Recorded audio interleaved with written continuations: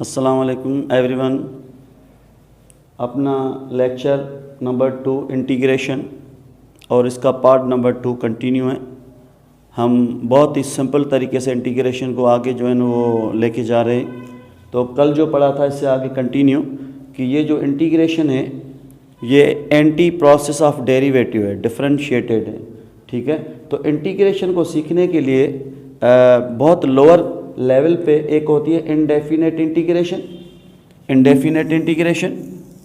और एक होती है डेफिनेट इंटीग्रेशन।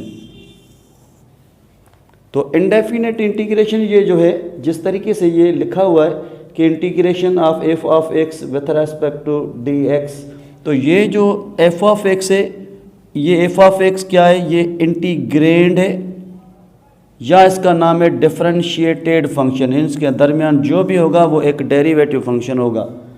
अगर इस डेरिवेटिव को इंटीग्रेटेड किया जाए तो जो रिज़ल्ट आएगी वो ये होगी। इस रिज़ल्ट का मकसद है कि ये जो कंप्लीट है वो इंटीग्रेटेड फंक्शन है।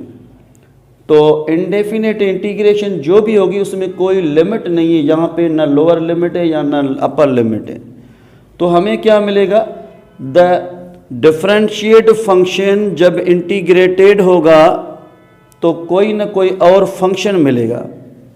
तो यानी फंक्शन को जब आपने इंटीग्रेटेड किया तो एक और फंक्शन मिला, तो इसका नाम है indefinite integration, means having no lower and upper limit. जिस तरीके से ये x पावर n यानी पावर रूल ये है, तो अगर इस पावर रूल में ये n है, n+1 अपान में n+1 प्लस c, तो इसका मकसद ये है कि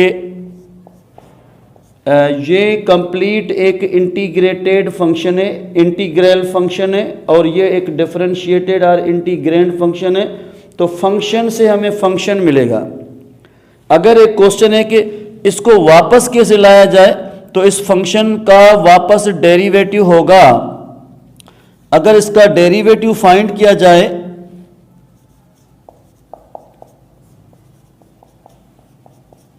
तो जब डेरिवेटिव इसका फाइंड किया जाए तो इसमें ये सेम रहेगा 1/n+1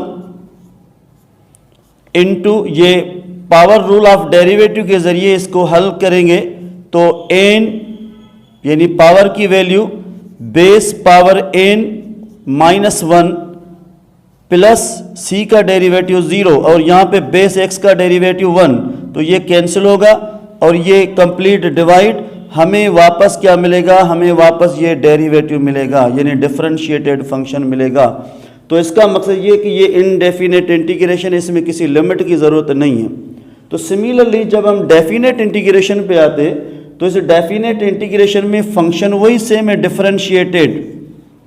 ये फंक्शन कह रहा है मुझे इंटीग्रेट करो, इंटीग्रेट करने के लिए यहाँ पे एक आर्डर फिक्स है यानी lower limit and upper limit. तो ये हो गया lower limit to upper limit integration of differentiated function with respect to x. तो इसको हल करने के लिए तो फर्स्ट ऑफ ऑल हम इंटीग्रेशन फाइंड करेंगे लाइक दिस।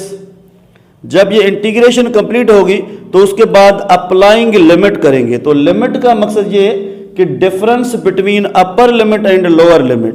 तो ये अपर लिमिट है, तो इस अपर लिमिट को हम लिखेंगे। तो फर्स्ट ऑफ ऑल क्या होगा, फर्स्ट ऑफ ऑल इसका समझो कि ये एक इंटीग्रेटेड फंक्शन है। इस इंटीग्रेटेड फंक्शन में अपर लिमिट पुट करेंगे यहाँ पे, तो ये एफ ऑफ बी बन गया। फिर difference F of lower limit यानी the difference of upper and lower limit. ये जो आंसर आएगा वो क्या होगा, यहाँ पे जो भी आंसर आएगा वो एक नंबर होगा यानी एक कांस्टेंट होगा या एक रियल नंबर होगा। लाजमी नहीं है रियल नंबर, लेकिन कोई ना कोई यहाँ पे रिजल्ट मिलेगी, एक नंबर मिलेगा। तो इसका मकसद ये है कि ये कंप्लीट जो है ना इसमें सी लिखने की कोई ज़रूरत नहीं है और यहाँ पे एक खुद फंक्शन है। तो ये फंक्शन कंप्लीट होगा जब सी लिखा जाएगा। तो यहाँ पे ये जो लोअर लिमिट है और ये अपर लिमिट है, इसमें क्या फ़र्क है, लोअर लिमिट हमेशा फंक्शन की डोमेन से छोटी होगी और ये जो x है वो हमेशा अपर लिमिट से छोटी होगी। यानी अपने पास फंक्शन की ये जो डोमेन है वो between lower and upper limit होगी। एक केस ये तो इसको हम इस तरीके से लिख सकते हैं कि x यानी domain of the function belongs to open interval a b. ये एक तरीका ये जो मैंने सिखाया आपको। एक और केस है कि इन रेयर केस अगर ये a और b यानी लोअर लिमिट और अपर लिमिट दोनों बराबर हो जाएं, जब बराबर, तो इसका मकसद है कि इस कंप्लीट की ये जो रिजल्ट आएगी वो हमेशा क्या होगी, जीरो होगी। क्यों कि जब F of B minus F of A की जगह दोनों की वैल्यू सेम होगी, यानी यहाँ पे या तो ए है तो ये भी ए कैंसिल, या ये बी है तो ये भी बी है, इसलिए b and f of B minus F of b cancel, तो जो भी रिजल्ट आएगी वो जीरो आएगी।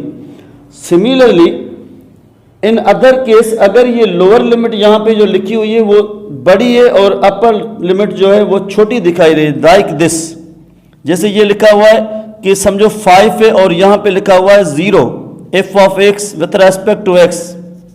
तो इसका मकसद ये कि केस कह रहा है, ऑर्डर कह रहा है कि ये जो लोअर लिमिट है वो अपर लिमिट से छोटी होगी। लेकिन अगर इन रेयर केसेस ये आ जाए तो इसको हम कन्वर्ट करेंगे, यानी इसको हम ट्रांसफर करेंगे।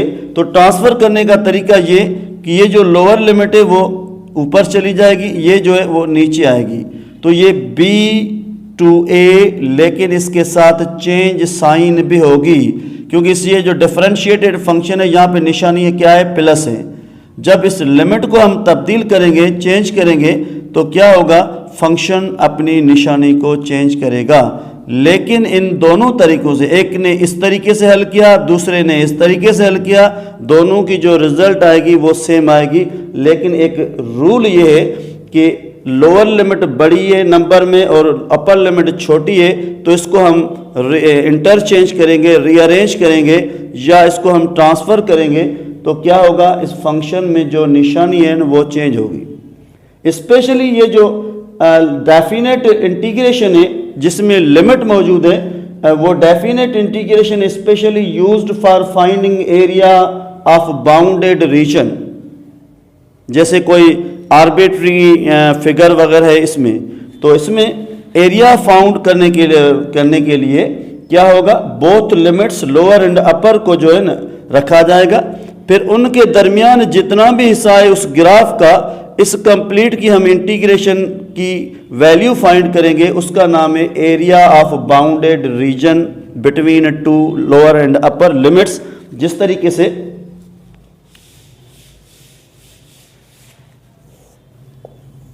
यहां पे ऐसे समझो कि एक ये कर्व है, ये लोअर लिमिट है ए और यहां पे अपर लिमिट है, तो इनके दरमियान